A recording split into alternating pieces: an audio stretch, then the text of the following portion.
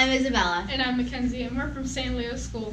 Today we're at GraphTech International in St. Mary's, PA. To show what's so cool about manufacturing. Currently, the St. Mary's location of GraphTech International is completing the process of building electrodes by graphitizing, machining, and dripping.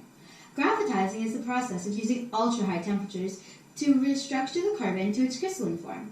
The electrodes are heated to a high temperature over 5,000 degrees Fahrenheit in huge furnaces, where crane operators use incredible precision to lift, move, and place molten electrodes onto skids to be taken to cooling. After cooling, the electrodes are machined to buyers' specific dimensions, and the ends are threaded and inserted with a connecting pin on one end. After inspecting, the graphite electrodes are capped and set on pallets to be sent to customers, where they are used in electric furnaces to melt scrap steel. One of the things I enjoy the most in manufacturing is there's a lot of different things that happen each day.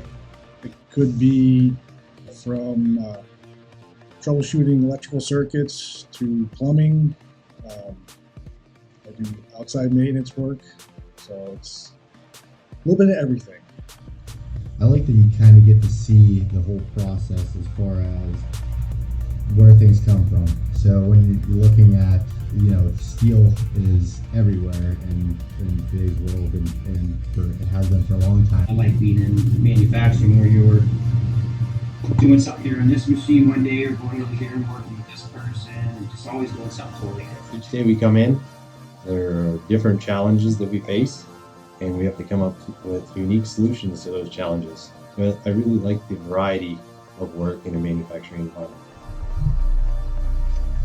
It's just, like I said, watching how things evolve, you think it can't get any different, and by gosh, it does get different. They find better ways to do things.